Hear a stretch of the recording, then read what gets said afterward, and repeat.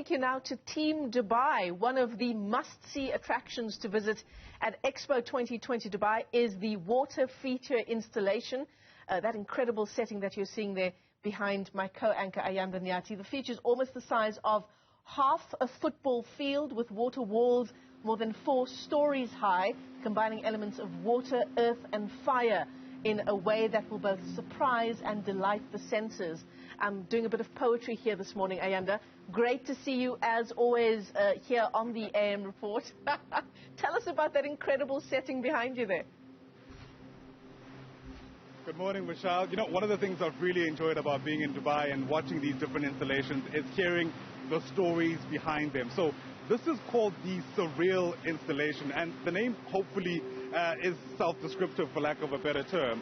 The idea for building this, we're told, was that because we're so overstimulated whilst here at the Dubai Expo, people who are visiting this particular platform need a space where they can kind of reconnect with nature.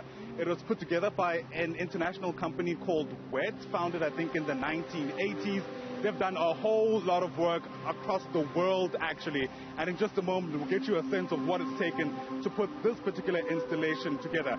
Let's actually jump straight into it and bring in our guest. His name is Mark Fuller, the co-founder of WET, and he joins us now on Newzroom Afrika. And Mark, it's great to see you. My colleagues in Johannesburg are already taken aback by the installation that's behind you. Let's perhaps begin by understanding what was the brief you received when you were asked by the organizers here to put this together? Well, originally they wanted us to create a respite, a place for people who have enjoyed the rich technology and education and everything like this expo is full of, to relax a bit and to reconnect with nature. And that was our mission. Yeah. What I really love is that when you're here, it almost feels like the water's actually flowing in reverse. I guess that's the kind of surreal experience that you're trying to recreate? Yes, it is. In fact, if you come in the evening, you will actually stand right here and you will see these waves come down and reverse as though gravity bore no power anymore and come up. But we're playing with nature a bit. Yeah. It's also quite a grand structure, to be honest. How long did it take to get it to this point? Well, we started working on this in 2018, really, so it's been a several-year expedition, interrupted, of course, by our little worldwide COVID experience. Right. And what's also quite an experience is there's music obviously playing in the background. It feels like the water is part of the orchestra in some respect. This music that we're listening to, in fact, the entire orchestral score here, was composed specifically for this piece by Ramin Djawadi, who wrote music for Game of Thrones and Westworld and Iron Man and so many other beloved films. He's a fantastic composer. Right. So how do you get it right? I mean, you're the guy who was involved in the architecture and the technology. Water is an unpredictable resource in some instances. It's very hard to control in some environments. So how are you making sure that the water is quite literally following the music? Well, you know, when we're partnering with nature, she has her own mind. So we sort of say, we would really like you to jump over here, but whether the wind and the power, then we stand back and she does her own thing to some degree. It's truly a partnership. Absolutely. Let's speak about some of the costs involved here. And I'm thinking more specifically about the issues around sustainability. A big part of the expo is about promoting a sustainable way of life. This is a massive structure to keep running. How much power does it need? You know, if you look around here, it looks like a tremendous amount of power, but if you watch it carefully, the water is sitting still most of the time, and by the way, protected in underground tanks from evaporation, except for the moment that it's out here. So we're very sustainable. This water is all recirculated, filtered, made safe for people to play in, and you're seeing the same water reused over and over and over again. Yeah. Some people who own different pavilions here have told us that after this expo, they're going to have to take their buildings down. Other buildings, though, get to stay. What do you know about what happens to this infrastructure after March? I know that the Expo, in fact, Dubai in general, has a great vision for the country and for this place in particular. Our pavilion here will stay, our Wassa will stay, and some of the other structures, and be built out into really a community for the future. And this will continue to be something for people to enjoy year after year. Right. You and I are not from Dubai, I presume. In fact, your company is based in Los Angeles, so I presume you're from the US. So we're both struggling with the heat in this place.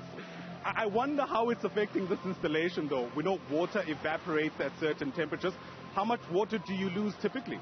You know, the water only evaporates for the few moments it's exposed to the air and the sun. As you can see, that's a brief part of its complete journey through here. And I'll tell you a surprise. Have you felt that tremendous breeze that comes and cools us down? We didn't plan for that. That was nature's own hand sweeping in. So we're really reaping a benefit from that, too.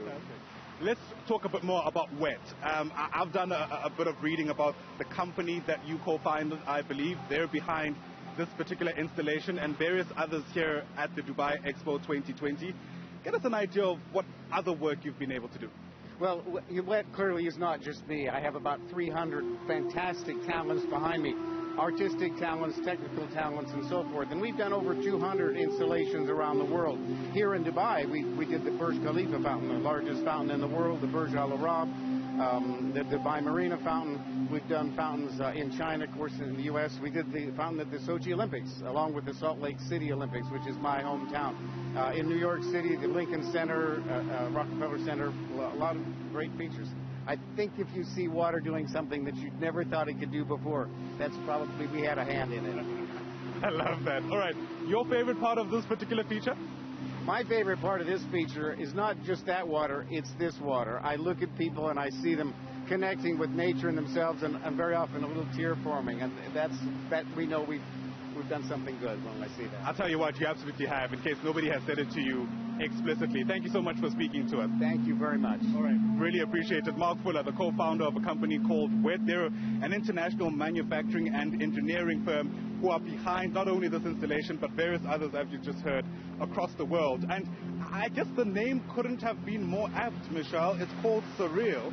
And literally, as I stand speaking to you, it feels like quite a surreal experience, especially considering how, like I mentioned earlier, the water is so perfectly infused with the music that's playing. Feel quite relaxed watching you there in Dubai this morning. Ayanda, what's the weather been like over the past couple of days of your trip? I was surprised to see you not crossing from a laying down position on that fountain. I don't know if you get arrested maybe for doing that. Please don't give me ideas. That actually sounds great. I should probably lie in the water here. Michelle, it's been, I actually think the biggest culture shock, at least for me, is just how extreme the weather can get. By about 6 o'clock in the morning, we're already speaking of about 33 degrees. Luckily, the air cons work so well in the different hotels and inside the venues we're in. But don't be fooled by my relative calm as I speak to you. It's hot. Yeah. I'm burning extremely, extremely much. And we're told that it's going to peak at around 40 degrees in some instances today. So don't expect any other crossing with me in the sun. But because, let's not tell everyone, you might be my favorite, I decided perhaps I can stay in the sun for a couple of minutes just to speak to you. Well, we do appreciate it, and it's so great to see you, and we miss you back home here on the AM Report. But have a wonderful time there. Thanks very much for bringing us that incredible story, really wonderful water feature there. Just the scenery and the music, really wonderful to see indeed. That's my co-anchor, Ayanda Nyathi, live to us there from Expo 2020 Dubai.